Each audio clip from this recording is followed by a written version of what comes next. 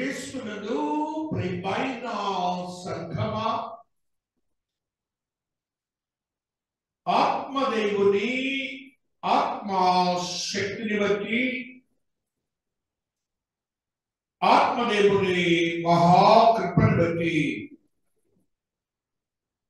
మనము పరిశుద్ధ గ్రంథం నుండి అనేకములైన సత్యయుక్తమైన మర్మయుక్తమైన ఆత్మీయ బోధనలు ప్రతినిత్యము ధ్యానిస్తున్న క్రమములో ఈ నిర్మలకై ఆత్మదేవుడు మనతో మాట్లాడుచున్న కొన్ని సత్యములను మన ఆత్మీయతకు బలపరుచుకొని మన పరిశుద్ధతను అత్యంత పరిశుద్ధతలోనికి నడిపించుకొని నిత్య జీవమునకు వారసుల వారని సాయంత్రం ప్రార్థన మధ్యాహ్నం ఆకాంక్షయుతున్నది. ఈసారి ఎవరు చేస్తారు? మహాదేవుని ఆత్మీయతతో కూడిన స్థితి. ఆది కాండంలో మహాదేవుడు లిఖించిన 20 మనుషులను మనం ఒక పర్యాయం గుర్తు చేసుకుందాం. ఆదాము హవ్వలు దేవుని యొక్క ఆత్మ చేత సృష్టింపబడిన వారు. వారికి బాల్య దశ లేదు.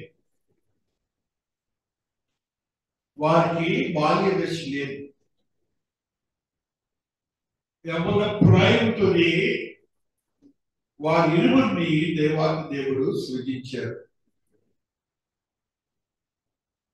మనుష్యుల యొక్క కలయిక కూడా లేదు. అయితే ఇప్పుడు చదివినటువంటి 20 మనుష్యులు మానవుని యొక్క కలయికతో పుట్టినటువంటి వారు, అనగా మొట్టమొదటి మానవులు. భూమి మీద మానవులుగా చెప్పబడుతున్నటువంటి మనుషులు దేవుడు.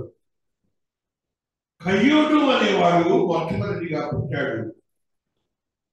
హేబెలు అనేవాడు రెండవ వాడుగా పుట్టాడు. ఎవరికి? ఆదాము హవ్వలకు పుట్టారు. దేవుని యొక్క మనోగతం ఏంటంటే, మొట్టమొదటి మనుష్యులుగా చెప్పబడిన వీరిరువురు ప్రపంచానికి, మనుష్య జాతికి వారిని ఇంట్రొడ్యూస్ ఎలాగ చేస్తున్నాడంటే, దేవుని ఆరాధించే క్రమంతోనే మనకి ఇంట్రొడ్యూస్ చేస్తున్నాడు, మనకి పరిచయం చేస్తున్నాడు దేవుడు. జాగ్రత్తగా ఉండండి. ఆ మనుష్యులెవరిని మనకి ఎలాగో పరిచయం చేస్తున్నారంటే, దేవుని ఆరాధించే స్థితితోనే మనకు పరిచయం చేస్తున్నారు. వేరే వేరే పనులేమి వారితో చేయించినట్టుగా ఇలా.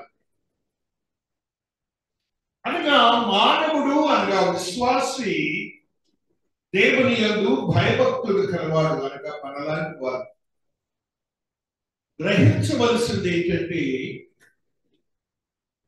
క్రమమును అనుసరించవలసినది ఏమిటంటే, మన జీవన క్రమములో మొట్టమొదటిగా దేవునికి ప్రత్యేకమైన స్థానాన్ని ఇవ్వాలి.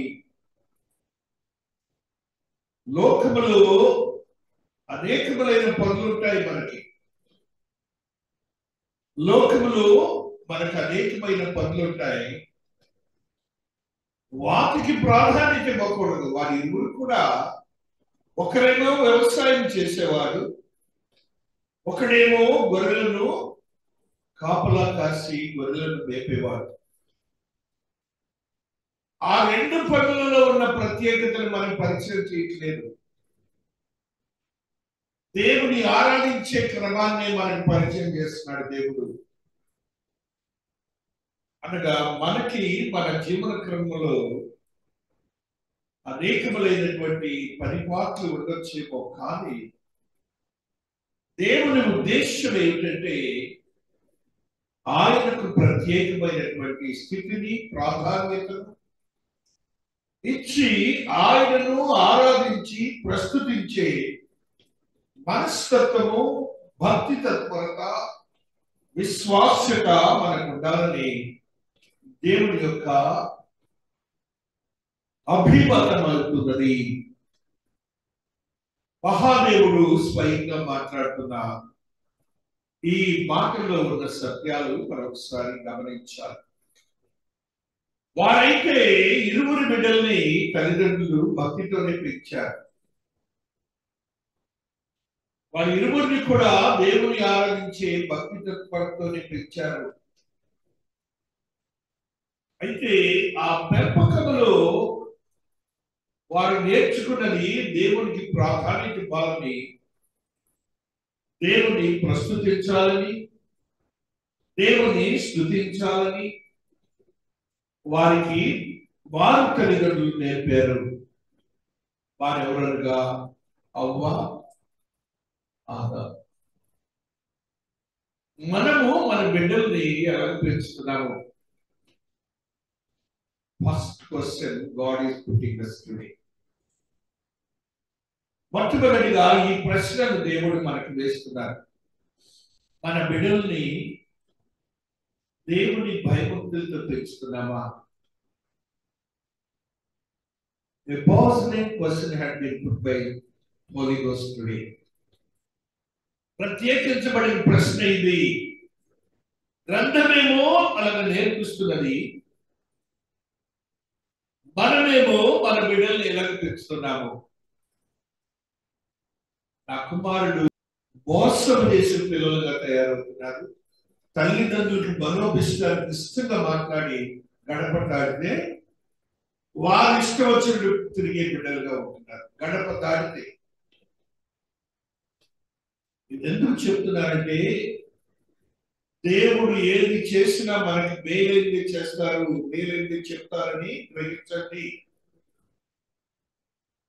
వారి జీవన క్రమానికి నీవు నాంది ప్రస్తావన పలుకుతున్నావు. చెడు నిమిత్తము, వారి ఫలించే స్థితి లేని నిమిత్తమును నాంది ప్రస్తావన పలుకుతున్నావని గమనించు. దేవుడు చెప్తూ ఉన్నాడు, ఇది నాన్న మొట్టమొదటి మానవులు బిడ్డలు ఎలా పెంచారు? దైవ భక్తితో పెంచారు. ఆ దైవ భక్తిలో కూడా మనం ఎలా పెంచాలి అంటే, వారి ఇరువురిని దేవాతి దేవుని క్రమం చొప్పునే పెంచారు. వారు విధానములు ఒకటే, కానీ అందులో వారు తన స్వయం ఆలోచన చొప్పున దేవుని ఆరాధించారు. జాగ్రత్తగా వినండి. మరలా దాంట్లో భక్తిగానే ఉంటారు, కనపడతారు. మరలా వాళ్ళ స్వయం ఆలోచనలను ఉపయోగించి దేవుని భక్తితో ఉంటారు. దేవునికి ఇష్టం లేని స్థుతులను చెల్లించాడు పెద్దవాడు, దేవునికి ఇష్టమైన స్థుతులను చెల్లించాడు చిన్నవాడు. కారణం ఏంటంటే, కామెంటేటర్స్ రాస్తారు, కయ్యూన్ అనే అతను పెద్దవాడిగా ఉంటున్నాడు. అతను శపించబడిన భూమిలో నుండి పదార్థములను తీసుకొచ్చి దేవుడికి ఇచ్చాడు.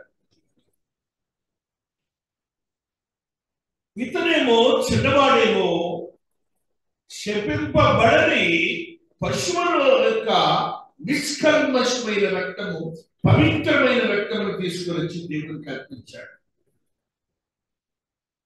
హృదయం కూడా చూస్తాడు దేవుడు.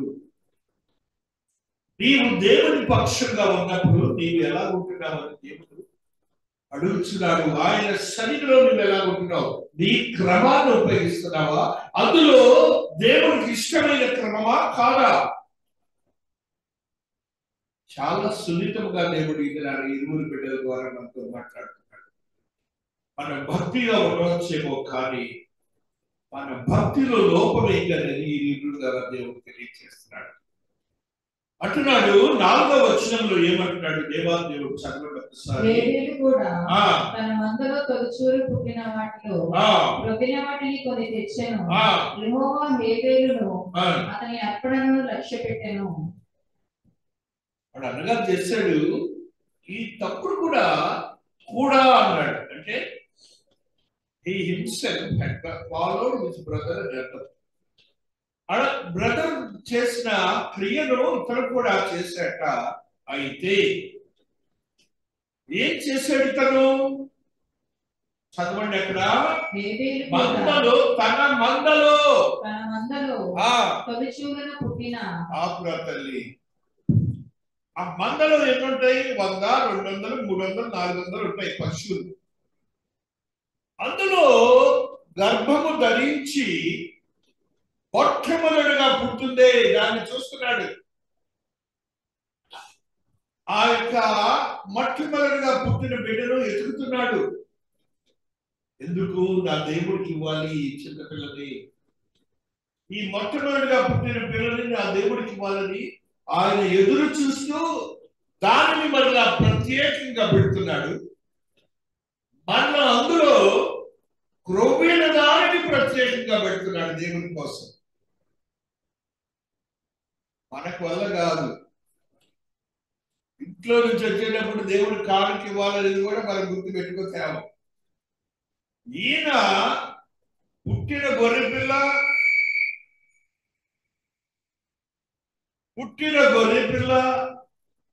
అందులో తొలిచూలు, అందులో క్రొవ్వినది. అక్కడ చూడండి, మళ్ళీ అక్కడ క్రొవ్వినది, వాటిలో మళ్ళా కొన్ని ఒకటి కాదు. ఇవన్నీ అమ్ముకుంటే చాలా డబ్బులు వస్తాయి, నాకు ఇట్లా పనులు కావాలి, తన జీవన శైలికి కావాలని కూడా ఆలోచించట్లేదు. అతనేం చేశాడంటే పంట వచ్చింది, పంటలో కొంత తీసుకొచ్చి ఈయన ముఖాన్ని పడేసాడు, దేవుడు ముఖాన్ని. చాలా చాలా చిరిగిన నోట్లు దాన్ని వేస్తారు. అక్కడ వేసినా ఉంటే, రోడ్డు మీద వేసినా ఉంటే, రోడ్డు మీద కూడా ఓడోట్లు అక్కడ పడేసేస్తున్నారు. చాలా జాగ్రత్తగా ఉండాలి. దేవుడు మనస్తత్వం ఎంత సున్నితమో ఆలోచించాడు ఇక్కడ. దేవుడు 5వ వచనం చదువురా తల్లి. కయీనును అతని అర్పణను ఆయన లక్ష్య పెట్టలేదు. కాబట్టి కయీనుకు మిక్కిలి కోపము వచ్చి అతడు తన ముఖము చిన్నబుచ్చుకొనగా యెహోవా కయీనుతో, నీకు కోపమైనా ముఖము చిన్నబుచ్చుకొని ఉన్నావేమి? వాళ్ళ తమ్ముడు అంగీకరించాడని ఈయన కుళ్ళిపోతారు, అలిగాడట. దేవుడు మాట్లాడుతున్నట్ట, ఎందుకు నువ్వు అలా ఉన్నావు? అనగా మన జీవన క్రమం అంతా కూడా దేవుడు నడిపిస్తారని మనం గుర్తించాలి. మనకేదో జ్ఞానం ఉందని జ్ఞానం చొప్పున నడవము.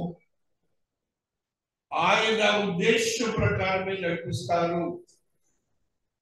మనుష్యులను ప్రలోభ పెడతారు దేవుడు.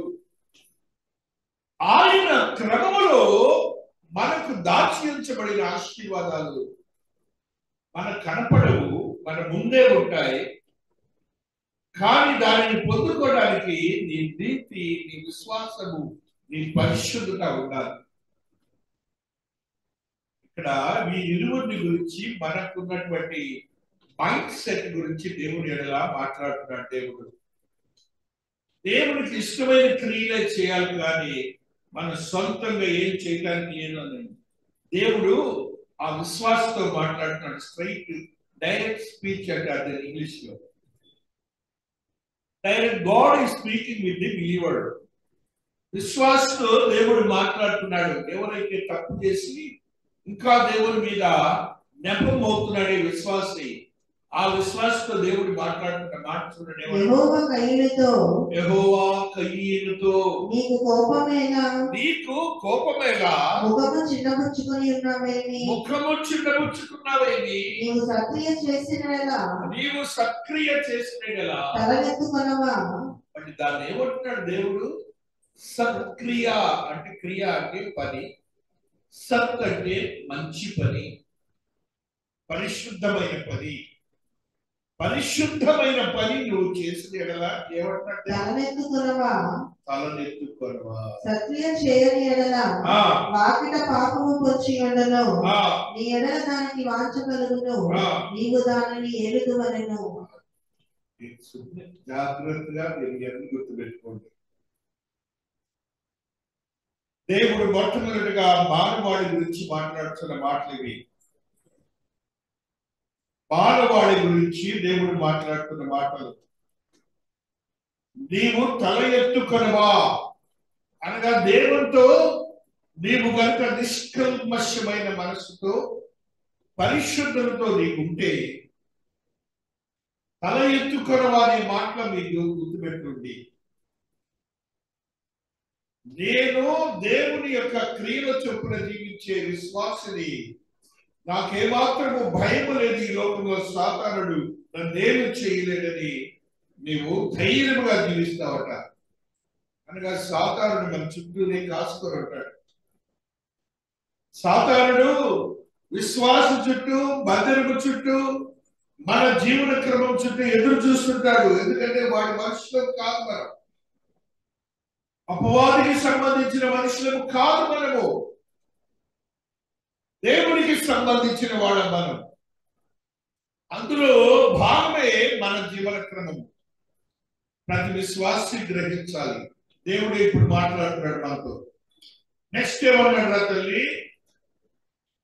సత్క్రియ చేయని ఎడల వాకిట పాపము పొంచి ఉండను, నీ ఎడల దానికి వాంఛ కలుగును. వాకిట అంటే ఏంటండి? నీ ముందే వాకిలి ఎక్కడుంటుంది? నువ్వు ఎంట్రెన్స్ అవుతావు, ఇంట్లోకి వచ్చేటప్పుడు వాకిలి ఉంటుంది. తలుపు వేరు, వాకిలి వేరు, గుమ్మం వేరు. ఆ ముందు, ఆ తలుపుకు ముందున్నటువంటి ప్రదేశాన్ని వాకిట అంటారు. ఆ 4 భాగాలు ఉన్న చెక్కని గుమ్మము అంటారు. ఆ 2గా ఉన్న, ఒక చెక్కగా ఉన్న దాన్ని తలుపు అంటారు. ఇప్పుడు దేవుడు ఏమంటున్నాడంటే, నీ ఇంటిలో కనుక, నీ హృదయంలోనికి, నీ శరీరంలోనికి, నీ జీవితంలోనికి పాపము రావడానికి పొంచి ఉంటుంది. పాపం అంటే ఎవరు? సాతానుడు. ఇది మనం చదువుకున్నాం.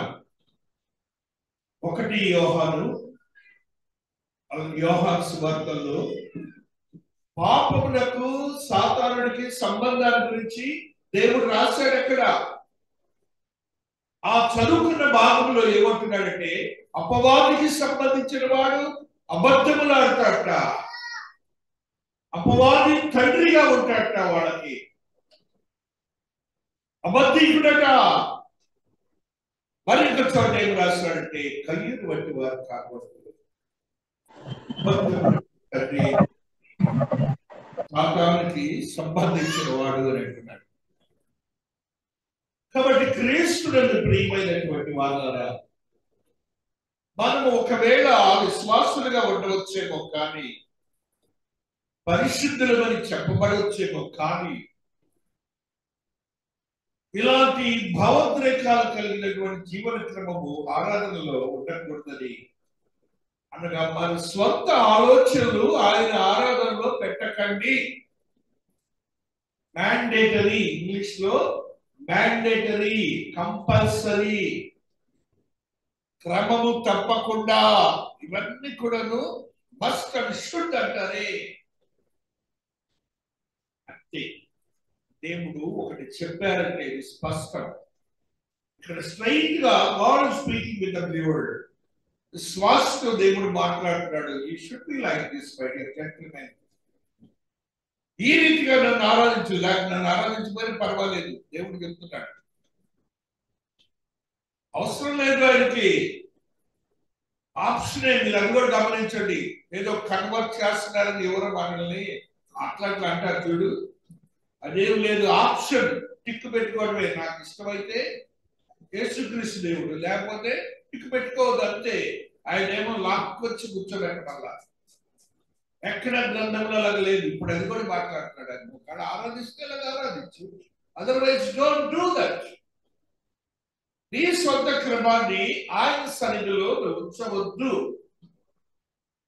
నీ ఉంటే క్రమం ఎంతసేపు అవుతున్నావు అంతే, పద్ధతిగా ఉంది. ఆ పద్ధతిని నువ్వు నేర్చుకో. అతను ఎట్లా చేశాడండి, అతను కొన్నటువంటి గొర్రెల్లో పుట్టిందో లేదో ఎత్తుకుతున్నాడు. నా దేవుడికి కావాలి, నా దేవుడికి కావాలి. అందులో మొట్టమొదటి పుట్టిన పిల్లలు తీసుకొస్తున్నాడు. మళ్ళా దానిలో క్రొవ్విన దాన్ని మళ్ళా దేవుడి కోసం ప్రక్కన పెడుతున్నాడు.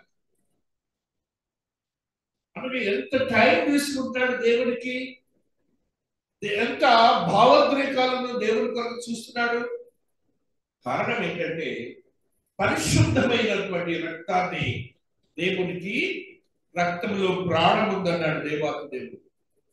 ఆ రక్తాన్ని దేవుని కొరకు ఆయన ప్రోక్షిస్తున్నటువంటి వాడుగా ఉంటున్నాడు. ఇప్పుడు మనకైతే వాటన్నిటిని దేవుడు కొట్టివేసి ఆయన రక్తాన్ని ప్రోక్షించి, నీవు ఇక ఏ మాత్రము నువ్వు రక్తమును ప్రోక్షించే పని లేదంటున్నాడు. నీవు నీ దేవుని ఆరాధించడానికి నీ హృదయ శుద్ధి కావాలంటున్నాడు, నీ క్రమము కావాలి అంటున్నాడు, నీ పరిశుద్ధత కావాలంటున్నాడు, నీ ఆత్మీయత కావాలంటున్నాడు. ఆయన యొద్ద మాత్రం నటించవద్దు. ఆయనతో ఉంటే క్రమముగా ఉండండి. అదర్వైజ్ మన ఇష్టం. ఆయన కంపల్సరీ కోరుకోవట్లేదండి. దేవుని యొక్క ఆత్మీయతో మనం ఉండటానికి ప్రయత్నం చేద్దాం. ఈవేళ వాక్యములు మహాదేవుడు ఇరువురు మొట్టమొదటి మనుషుల యొక్క జీవన క్రమాన్ని, భక్తి తత్పరతల గురించే చెప్తున్నాడు. అక్కడ వాకిట పాపము పొంచియుండును. నువ్వు ఎప్పుడైతే దేవుని సన్నిధికి వచ్చానని ఆశించావో, ఈ క్రమము లేకపోతే వెంటనే సాతాను నేను బంధిస్తాడు. వెంటనే దాంట్లో ఏ మాత్రము కూడాను దేవాతి దేవుని యొక్క యాంబిగ్విటీ అంటారు దాన్ని. యాంబిగ్విటీ ఉండదు, తేడా ఉండదు. అక్కడే కాసుకొని ఉంటాడు. ఆ దినాన్ని మీరు చూడండి, మీ ఆలోచనలకు విరోధంగా ఉంటుంది, మీ క్రమానికి విరోధంగా ఉంటుంది, మీ యొక్క శరీర ఇచ్చలకు విరోధంగా ఉంటుంది జీవితం. Because Satan drives you. సాతాను నిన్ను అట్లా డ్రైవ్ చేస్తానికి సిద్ధంగా ఉంటాడు. జ్ఞానవంతమైన ఆలోచన ఇచ్చారని కూడా చెప్తాడు. మైటీ, సాతానుడు మైటీ అంటారు, దేవుడు ఆల్మైటీ. ఇంతవరకు మాత్రం మనం తీసుకెళ్తాడు, అక్కడి నుంచి పడేస్తాడు. ఈయన దేవుడు ఆల్మైటీ, ఘనమైన వాడు. ఈయన కూడా జ్ఞానవంతంగానే ఉంటాయి. సాతానుడికి కూడా ఆ భ్రమలో పడిపోయి దేవునికి దూరం కాకండి. ఆ కొద్దిపాటి సమయంలోనే మన మనసులను బలహీనపరచుకోకండి అని దేవుడి ద్వారా మన అందరితో మాట్లాడుతున్నాడు. యాజకులతో మాట్లాడుతున్నాడు, విశ్వాసతో మాట్లాడుతున్నాడు. గత కొన్ని వత్సరాల నుంచి దేవుడితో ఉండే వీడితో కూడా మాట్లాడుతున్నాడు. ఆయన ఆత్మీయతో కూడిన జీవితంలో మనం కలిగి ఉన్నాం. హేబేలు అనే వ్యక్తి రక్తాన్ని ఎలాగ పోలుస్తున్నాడంటే క్రీస్తు ప్రభువు వారి రక్తంతో పోలుస్తున్నాడు. ఒక మనుష్యుని యొక్క రక్తాన్ని దేవుని రక్తంతో పోలుస్తున్నాడు. ఎబ్రీ పత్రికలో చెప్తాడు, ఆయన రక్తము ఎంత నీతిమంతుడంటే దేవుని రక్తమునకు సమానమైనదిగా చెప్తూ కొద్దిగా పెంచాడు దేవుడు. హేబేలు గ్రంథము హెబ్రీస్ లో ఈ మాట ఒక పర్యాయం చదువుకుంటాం. మహాదేవుడు, నీతియుక్తమైన దేవుడు మనతో ఈ మాట ద్వారా మనల్ని బలపరుస్తూ వస్తున్నాడు. హల్లెలూయా, హల్లెలూయా, స్తోత్రములు, స్తోత్రములు. మహాదేవుడి యొక్క ఆత్మీయతో కూడిన ఆశీర్వాదకరమైన స్థితిని మనము పొందుతూ ఆయన యొక్క ఆత్మీయతో బలపరచబడిన వారిగా ఉంటుండగా మహాదేవుని యొక్క చిత్తాన్ని మనకు ఏ రీతిగా నడిపించుకుంటున్నామని దేవుడు ఈ దినాన మనతో మాట్లాడుతూ వస్తున్నాడు. విశ్వాసమును బట్టి హేబేలు కయీను కంటే శ్రేష్టమైన బలిని దేవునికి అర్పించెను. దేవుడు అతని అర్పణలను గురించి సాక్ష్యం ఇచ్చినప్పుడు అతడు ఆ విశ్వాసమును బట్టి నీతిమంతుడని సాక్ష్యము పొందెను. అతడు మృతి నొంది ఆ విశ్వాసము ద్వారా మాట్లాడుచున్నాడు. 24వ వచనము 12వ అధ్యాయం చదువురా ఎఫెసీయులో ఆ రక్తాన్ని గురించి స్పష్టంగా చెప్తున్నాడు. అదే కొత్త నిబంధనకు మధ్యవర్తి అయిన జాగ్రత్తగా చూడండి, జాగ్రత్తగా వినండి. చదువురండి. కొత్త నిబంధనకు మధ్యవర్తి అయిన యేసునొద్దకును హేబేలు కంటే మరి శ్రేష్టముగా పలుకు. చూడండి, హేబేలు రక్తాన్ని మానవుడి రక్తాన్ని దేవుడికి కంపేర్ చేస్తున్నాడు. చూసారా? అప్పటి వరకు హేబేలు రక్తమే యేసుక్రీస్తు ప్రభువు వారి రక్తము ప్రోక్షించేంత వరకు హేబేలు రక్తం అధికమైన స్థానంలో ఉంది. ఇప్పుడు దేవుడు చెప్తున్నాడు, చదువు ఇప్పుడు అమ్మా చదువు. యేసునొద్దకును హేబేలు కంటే శ్రేష్టముగా పలుకు. మరి శ్రేష్టముగా పలుకు. ప్రోక్షణ రక్తమునకును. శ్రేష్టమైన రక్తం అంటే ఏమైంది? మీరు వచ్చి ఉన్నారు. అంత నీతిమంతుడిగా బిడ్డ చెప్పబడ్డాడు దేవుని దృష్టిలో. నీవు ఎలాగుంటున్నావు, నేను ఎలాగుంటున్నాను?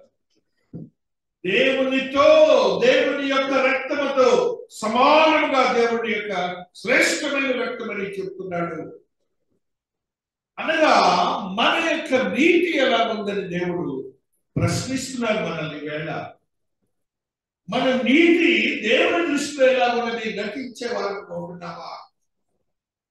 కయ్యూను అలాగే నటించాడు. వెళ్తున్నాడు ఆ దేవుడు దగ్గరికి వెళ్తున్నాడు కదా తెచ్చి కొంత ఆ పదార్థాలు తెచ్చి పొలంలో నుంచి వచ్చి అక్కడ పడేశాడు, వెళ్ళిపోయాడు. దేవుడు అవమానపరచబడ్డాడు. ఆ విషయంలో దేవుడు అవమానపరచబడకూడదు. నీ నీతిని బట్టి దేవుడు ఘనపరచబడాలి. దేవుని యొక్క స్థితి అత్యధికమైన స్థానంలో ఉంచాలి. లోకంలో మీకు అనేకమైన పనులు ఉండొచ్చేమో, కానీ ఆయనకు ఇచ్చే ప్రాధాన్యత మాత్రం మీరు మరవద్దు. నా ఉద్యోగం ఉన్నా పర్వాలేదు, నా అధికారులను ఏమన్నా పర్వాలేదు, నాకు సెలవు లేకపోయినా పర్వాలేదు, ఆదివారం నాడు నేను ఉద్యోగానికి రాను, నేను జిల్లా ఆఫీసర్ అయినా నేను లెక్క చేయనన్నాను అధికారులు. ధైర్యము నాకు. ఆఫీసర్లు ఏమన్నారంటే 6 రోజులు బాగా చేస్తున్నాడు కదా, అదే ఆదివారం సెలవు ఇచ్చేసినట్టు కదా. నేను దేవుడు అధికారుల మనస్సులను మార్చి మాట్లాడే దేవుడు. మాట్లాడతానండి. అంత పబ్లిక్ మీటింగ్ లో స్టేట్ ఆఫీసర్ వచ్చి జిల్లా ఆఫీసర్ నా గురించి పర్వాలేదు, అతను ఆదివారం రాకపోయినా పర్వాలేదు, మిగతా రోజులు చేస్తారు, మీరు నేర్చుకోండి అన్నారు. వాళ్ళని కూడా భయపడకండి, ఏదో జరుగుతుందని. God will do wonderful things in your life. God will do wonderful things in your lives. ఆ దేవుడు ఆయనను ఆరాధించడం, పరిశుద్ధముగా జీవించడానికి వీళ్ళని యోగ్యతను ఇచ్చాడు. దాన్ని మనం అలవాటు చేసుకోవాలి. ఇంకను నటించే మనస్తత్వాలు వద్దని ఎవరు నేర్పిస్తున్నారంటే హేబేలు నేర్పిస్తున్నాడు. నా రక్తాన్ని దేవుని రక్తం అంత శ్రేష్టంగా అప్పగించారంటున్నాడు. ఆ తర్వాత ఏమన్నాడా? మీకు బుద్ధి చెప్పుచున్న వారిని నిరాకరింపకుండానట్లు ఇప్పుడు నేను నీకు బుద్ధి చెప్తున్నాను అనుకో, ఏమంటున్నాడు? నిరాకరింపకుండానట్లు చూచుకొనుడి.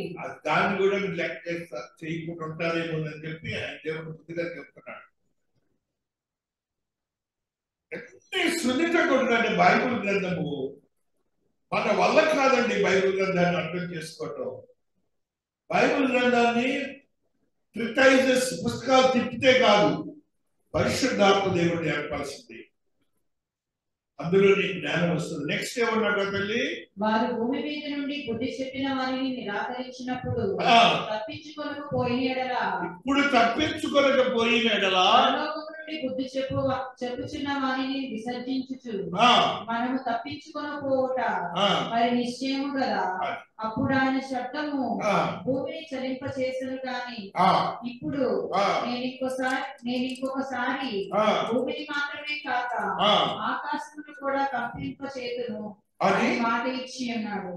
ఈసారి ఆకాశాలు కూడా కంపింప చేస్తాడు. ఆ సృష్టికర్త యొక్క బలం అని గుర్తించండి. ఆ ఆకాశములు కంపించే స్థితి, ఆకాశ మహాకాశముల దగ్గర సెటిలైట్ అంటారు తెలుసు కదా.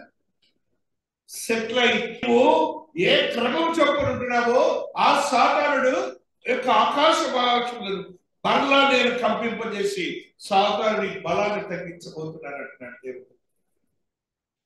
కాబట్టి అబద్ధము, దేవునికి ఇష్టం లేని క్రియలు పాపమునకు నాంది ప్రస్తావన కలుగుతాయి. అవి మనకు వద్దు అని దేవుడు మాట్లాడుతున్నాడు. మహాదేవుని యొక్క ఆత్మీయతలో బలపరచబడిన మనము 1 పేతురు 2వ అధ్యాయము 5వ వచనములో ఒక సత్యాన్ని చదువుకుంటూ వస్తాం. యేసుక్రీస్తు ద్వారా దేవునికి అనుకూలములకు ఆత్మ సంబంధమైన బలులను అర్పించుటకు పరిశుద్ధ యాజకులుగా ఉండునట్లు మీరును సజీవమైన రాళ్ల వలె నుండి ఆత్మ సంబంధమైన మందిరముగా కట్టబడుచున్నారు. మీ అందరూ గుర్తుంచుకోవాల్సింది ఏంటంటే పరిశుద్ధమైన యాజకులుగా ఇక్కడ తర్ఫీదు పొంది రేపు ఆయన్ని యాజకత్వం వహించడానికి సిద్ధపరుస్తున్నాడు. ఇది ట్రైనింగ్ క్లాస్ ఇది చెప్తున్నాను మీతో. ఇక్కడ ఉన్నటువంటి విశ్వాసులైన మీరందరూ కూడా రేపు యాజకులుగా దేవుడికి యాజకత్వం వహించాలి. అనగా కాపర్లుగా, మన ఇంగ్లీష్ మాటలో పాస్టర్లుగా, పరిశుద్ధమైన యాజకులుగా ఉండాలి. తీరా ప్రకటన గ్రంథంలో మొదటి పునరుద్ధానంలో పాల్గొనవారు ధన్యులను పరిశుద్ధులై ఉందురు. ఇట్టి వారి మీద రెండవ మరణములకు అధికారము లేదు. మీరు దేవునికి క్రీస్తుకును యాజకులై క్రీస్తుతో కూడా 1000 సంవత్సరములు రాజ్యము చేయుదురు. 1000 సంవత్సరములు రాజ్యము చేయుదురు. రేపు మనం చేయబోయే యాజకత్వాన్ని గురించి కూడా చెప్తున్నాడు. వారి ఇరువురు మొట్టమొదటి యాజకులుగా ఉంటున్నారు. వారి యాజకత్వాన్ని మర్చిపోయి ఎవరిష్టం వచ్చినటువంటి యాజకత్వాన్ని వారు చేసి నీతిమంతుడైనటువంటి హేబేలైతే మరణించాడు యేసుక్రీస్తు వలె, అతనైతే దేశతిమ్మరై తిరిగాడు. తన యొక్క జీవన క్రమం అంతా దేవునికి ఇష్టం లేని జీవన క్రమంలో ఆయన సంతానం అంతా ఉంది. మనము మన బిడ్డలు ఆ స్థితిలోనికి వెళ్ళవద్దు. గ్రంథము చెప్పింది సత్యం. ఏ మాత్రం అబద్ధం ఉండదండి. ఎదుగుచున్న బిడ్డలు క్రమాన్ని చెప్పేటప్పుడు మన మాట వినరు. అయినా నీవు పెద్దవాడిగా వారిని చెక్ చేయాలి. వారి క్రమమును గురించి నీవు ప్రతినిత్యము నీకు ఎందుకు ఇచ్చాడు బిడ్డలు దేవుడు మీకు తెలుసా? దేవుడు మీ అందరికీ బిడ్డలు ఎందుకు ఇచ్చాడో తెలుసా? వారిని పరిశుద్ధంగా పెంచి మరలా ఆయనకు అప్పు చెప్పడానికి. ఆనాడు మా గుంటూరులోనైతే పుట్టంగానే ఇంజనీర్, ఆడక్కడ పుట్టంగానే ఇంజనీర్ అండి మా గుంటూరులో. Ravi tutorial college, Vignan tutorial college, ఇప్పుడు అన్ని పెద్ద పెద్ద కాలేజీలు అయినాయి. 4 గంటలకి ట్యూషన్కి తల్లిదండ్రులు వాళ్ళని రోడ్ల మడి దిప్పుతా ఉంటారు. షీట్ లేదు, ఏం లేదు పడతారు. దానికి ఒక ఖర్చు, 1 year ఖర్చు. ఆయన క్రమంలో పెంచితే ఆయన్ని చదివిస్తుంటాడండి. గ్యాస్ గారు కూడా గ్యాస్ అవుతారండి, సీట్ రాని కూడా వస్తుందండి. I'm sure of it. దేవుని క్రియలు అలా ఉంటాయి. ఇక్కడ అదే దేవుడి ఇద్దరు మనుషుల ద్వారా మనతో మాట్లాడుతున్నాడు. We should be perfect. Perfect అనే ఇంగ్లీష్ మాట బ్యూటిఫుల్ వర్డ్. ఆ యొక్క ఆత్మీయతో కూడిన జీవితాన్ని మనం గడపాలి అని మహాదేవుడు నాతో నీతో మాట్లాడుతూ వస్తున్నాడు. మత్తయి సువార్త 13వ అధ్యాయం 19లో ఒక సత్యాన్ని చదువుకుందాం. Matthew 13 chapter 19th verse. ఎవడైనను రాజ్యంలో కూర్చున్న వాక్యము వినియు ఆ గ్రహింపకై ఉండగా ఆ దుష్టుడు వచ్చి వాని హృదయంలో విత్తబడిన దాన్ని ఎత్తుకుని పోవును. ఎత్తుకొని పోతాడు దుష్టుడు. మీరేం ఎత్తుకున్నా అనుకున్నా మీలో ఆత్మీయత లేనప్పుడు వాడికి ఆపర్చునిటీ దొరుకుతుంది. నేర్చుకున్నది మనం ఎప్పుడైతే చిన్నప్పుడు నేర్చుకుంటామో దాన్ని భద్రం చేసుకోవాలి. మరలా మర్చిపోకూడదు. మనం మర్చిపోకూడదు. 6, 7, 8 తరగతుల్లో మాకు జీవిత ప్రకాశ్ పాఠశాలని అదే ఆ యుద్ధంలో భాగమే మనం ఇప్పుడు ఉన్నాం. ఇప్పుడు దేవుడు నిన్ను గెలుచుకున్నాడు యుద్ధంలో. ఆ యుద్ధంలో గెలుచుకున్న వాడిని మళ్ళీ పీకిపోతానికి ఏం చేస్తాడు సాతానుడు? ఇప్పుడు నీ వాక్యాన్ని తీసుకెళ్తాడు, నీ క్రమాన్ని తీసుకెళ్తాడు, ఆయన యొక్క మనుషుని చేసుకోవడానికి ప్రయత్నం చేస్తాడు. నాకు బాల్యంలో నేను తెలుసుకున్నది మీకు ఇప్పుడు గుర్తు చేసుకొని చెబుతున్నాను. It is must. కాబట్టి మనం దాటిపోకూడదు. ఆత్మీయతో జీవితాలు గర్పించి ఉండాలి. మనుష్యుల యొక్క మాటలు వద్దు. మనకి ఈ గ్రంథంలో అనేకమైన గ్రంథములు ట్రీటైజ్ అని ఇంగ్లీష్ మాట ఉంటుంది. ట్రీటైజ్. నీవు ఏ స్థితిలో పుట్టిండొచ్చేమో, పేదరికంలో పుట్టినా, ధనవంతుడిగా పుట్టినా, అజ్ఞానం ఉన్నటువంటి పేరెంట్స్ పుట్టినా, ఈ గ్రంథాన్ని నువ్వు వదులుకుంటున్నావంటే జ్ఞానవంతమైన బిడ్డలుగా సిద్ధపరచాడు దేవుడు. సర్వ మానవాడి దేవుని దృష్టిలో ఒకటే ఎదురు చెప్తున్నాను. దేవుని దృష్టిలో హెచ్చు తగ్గులు లేవు. ఆ దేవుణ్ణి మనం ఆరాధిస్తున్నామని ఏ వేరుల ద్వారా మనం చూస్తున్నాం, కయ్యూరు ద్వారా మనం చూస్తున్నాం.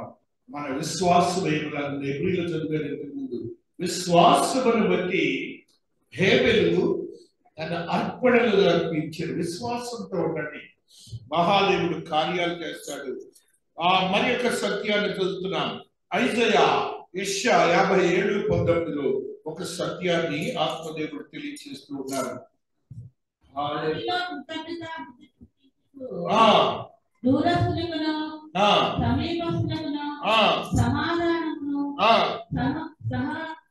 సమాధానమని చెప్పి నేనే వారిని స్వస్థపరచుదని యెహోవా సెలవిస్తున్నాడు. నేనే అంటే ఏంటి? ఒకటి నేనే అనే మాటలో తెలుగు మాట ఏంటంటే వేరొకరు లేరు. మీరు ఉంటారనుకోకండి. అలా చెప్పగలిగిన దేవుడు ఆయన అక్కడే. ఆయనే చేయగలడు. ఇంకొక మార్గాన్ని మీరు ఆలోచించద్దు. Just depend upon him. The God will do it. ఆయన మంచి దేవుడు. ఆయన ఆత్మీయతో కూడిన జీవితాలు మీరు కలిగి ఉండాలని పరిశుద్ధాత్మ దేవుడు తెలియజేస్తున్నాడు. కొన్ని మాటలు చదువుకుని ఈ పాపభూయిష్టమైన జీవితం నుంచి మనం బయటకు వెళ్దాం. మహాదేవుడి యొక్క ఆత్మీయతో కూడిన స్థితిని హోషేయ భక్తుడు ఒక మాట చెప్తున్నాడు. చూడండి, 14వ అధ్యాయము 2వ వచనములో ఈ సత్యము లిఖించబడి ఉన్నది.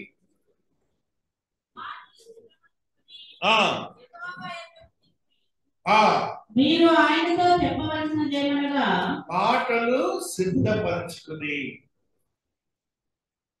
ఎందుకని ఈ మాట చెప్పాల్సి వచ్చిందండి? ఆయన యొద్దకు వెళ్ళినప్పుడు ఏ పదజాలమైనా కూడాను లోకరీతిగా ఉండకూడదు, పరిశుద్ధమైనదిగా ఉండాలి. ప్రార్థన విధానం అది. ఆ సిద్ధపాటు కలిగి ఉండాలి. ఆయన దగ్గరికి వెళ్తున్నాం, దేవుని దగ్గరికి వెళ్తున్నాం. మీరు అధికారుల దగ్గరికి వెళ్ళినప్పుడు ఎలా ఉండడానికి ప్రయత్నం చేస్తారు? లేకపోతే పేరెంట్స్ దగ్గరికి వెళ్ళినప్పుడు ఎలా ఉండడానికి ప్రయత్నం చేస్తారు? లేకపోతే ఇరుగు పొరుగు వారి దగ్గరికి వెళ్తే ఎలా ఉండడానికి ప్రయత్నం చేస్తారు? ఆ మాటలే కావాలి. అందుకని ఈ మాట చెబుతున్నాడు, మాటలను సిద్ధపరచుకొని యెహోవా యొద్దకు తిరుగుడి. మీరు ఆయనతో చెప్పవలసినదేమనగా మా పాపములన్నిటిని పరిహరించుము. యజ్ఞకు బదులుగా నీవు మా పెదవులను అర్పించుచున్నాము. అది మన రక్తాలు పూజించే పనిలేదు. నీ పరిశుద్ధత, నీ పదజాలము, నీ యొక్క ఆత్మీయతే దేవుడికి అవసరం. మనకి వెళ్ళి గొర్రెల కొనుక్కురాక రక్తం ఇంటి ముందు పూసుకొని పోయటం అవసరం లేదు. నీ దేవుడు ఆ రక్తాన్ని ప్రోక్షించి వద్దు అన్నాడు. ఇన్ ద ప్లేస్ ఆఫ్, ఆయనే పరిశుద్ధమైన రక్తాన్ని నీ కోసం ప్రోక్షించాడు. నీ ఆరాధన క్రమానికి వ్యయం కూడా లేదు, ఖర్చు కూడా లేదు, వ్యయం కూడా లేదు. వాడు గొర్రెలు కొనాలి, ఎంత కొనాలి, ఎంత గొర్రె కేజీ వాసన చెబుతా కానీ గొర్రె చెప్పలేదు.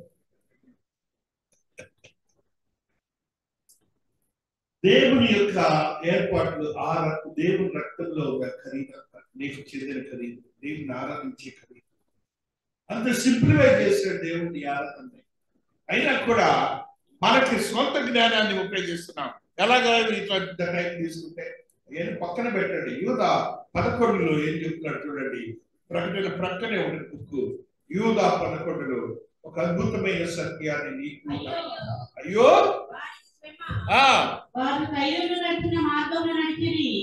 కయ్యూను నడిచిన మార్గమును నడిచి వారికి శ్రమ బహుమానము పొందవలనని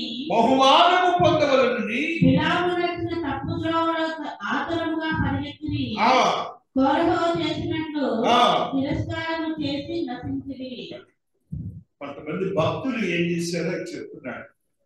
దేవుడు వారికి ఏం పనిష్మెంట్ ఇచ్చాడో చెప్తున్నాడు. అలా వద్దు మనకి, శ్రమ వద్దు మనకి. ఆ హేబేలు లాగా దేవునికి ఇష్టమైన క్రియలు చేయడానికి పరిశుద్ధమైనటువంటి భక్తిని, భక్తి తత్పరతను ఉపయోగించుకోవడానికి మన జీవితాన్ని స్థిరపరచుకున్నాం. అంతేగాని more than that you don't do anything else in your life. మహాదేవుని యొక్క ఆత్మీయతలో రోమా 12:1 ఒక సత్యాన్ని చదువుతాం. రోమీయులకు రాసిన పత్రిక 12వ అధ్యాయము 1వ వచనం. కాబట్టి సహోదరులారా, పరిశుద్ధమును దేవునికి అనుకూలములోనైనా సజీవ యాగముగా మీ శరీరములను ఆయనకు సమర్పించుకొనుడని. ఆయనకు అనుకూలమైనట్టు ఒకటానికి ట్రై చేయండి. ఏ మాత్రం మీరు బాధపడద్దు. కొద్దిపాటి శ్రమలున్నా అలవాటు పడిపోతారు, కొద్దిపాటి శ్రమలున్నా అలవాటు పడతారు ఆటోమేటిక్ గా. అదే ఇక్కడ మాట్లాడుతున్నాడు. అనుకూలమైనది, దేవునికి అనుకూలమైన అర్పణ చేయండి. నెక్స్ట్ ఏమంటాడు? 2 తీతు 2:21 26లో ఒక సత్యాన్ని చదువుతాం.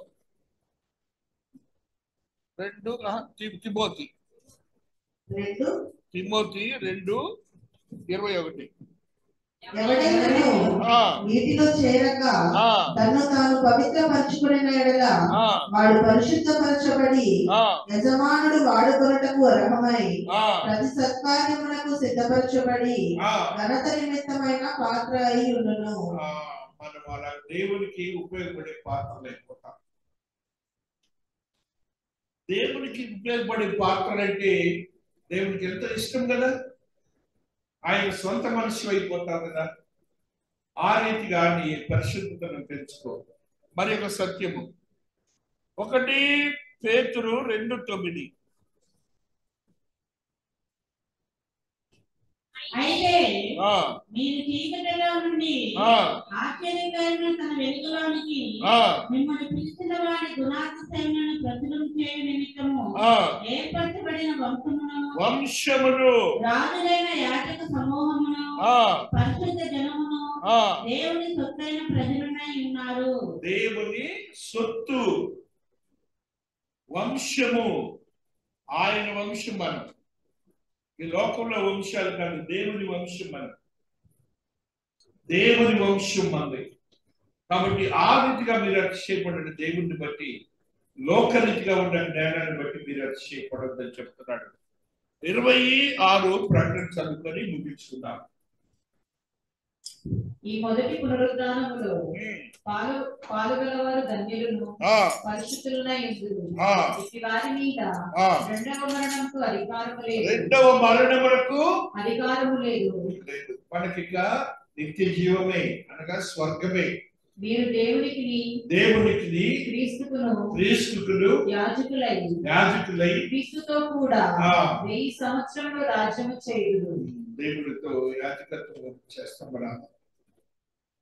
దేవుణ్ణి, క్రీస్తుకుని, దేవునికి ఎంత ఆధిక్యత అండి. ఇక్కడ మీరు పరిశుద్ధమైన జీవితం జీవిస్తే చాలు.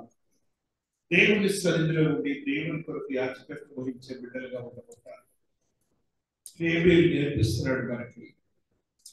చిన్నతనంలోనే నేర్చుకున్నటువంటి మొట్టమొదటి మానవుడు తన లోక జీవితాన్ని లెక్క చేయదు. తన అన్నకున్నటువంటి బలహీనమైన కోరికలు లేవు. దేవుని యందు భయభక్తులతోనే వాక్యానుసారమైనటువంటి భక్తిని కనపరిచాడు. ఆయనేమో నా కోసం మీరు రక్షించబడండి, క్రైస్తవులు అని ఎక్కడ రాయలేదండి. చదువు చెప్తున్నాను, ఎక్కడ రాయల గ్రంథంలో. ఆయన నన్ను పెడతాడంట మనకి, మనం తప్పు చేయకుండా ఉంటారు. మరి ఆ స్థితి కావాలా, మనం ఆయన దండం పెట్టే స్థితి కావాలా? చెప్పండి. మనం ఆయన దండం పెడదామా, ఆయన మనం పెట్టాలా? దండం మనం పెట్టాలా, ఆయన పెట్టాలా? దేవుని దండం పెట్టాలి. ఆయన దండం పెడితే కూడా దండం పెట్టాలా? మనకి ప్రార్థన చేసినప్పుడు దండం కూడా పెట్టలేదు, చేతులు తీసి వెనక పెడతారు. ప్రార్థన చేసినప్పుడు దాని చేతులు ఇట్లా పెడితే దండం అంటారు. అంతేకాదు దండం అంటే నమస్కారం. దండం అంటే చేతులు ఎక్కడ ఉంటాయి? వెనక ఉంటాయి. రెండు చేతులు ఇక్కడ పెడితే తప్పే ఉంది, వెనక పెడితే రైట్ ఉంది. కాబట్టి ఆయనకి హృదయ శుద్ధితో రెండు చేతులు అంటే ఏంటంట, ఒక చెయ్యండి ఒక చెయ్యండి ఇట్లా పెడితే ఏమవుతుంది? నా హృదయము నా మనస్సుని కలిపి పరిశుద్ధతతో నీకు చెప్తున్నానని అర్థం. రెండు చేతులు ఇలా కలిపి చెప్తే హృదయము మనస్సు రెండు కలిపి పరిశుద్ధతను తెలియజేసే పోస్చర్నే నమస్కారం. అది దేవుడికి చెప్పుకున్నాం.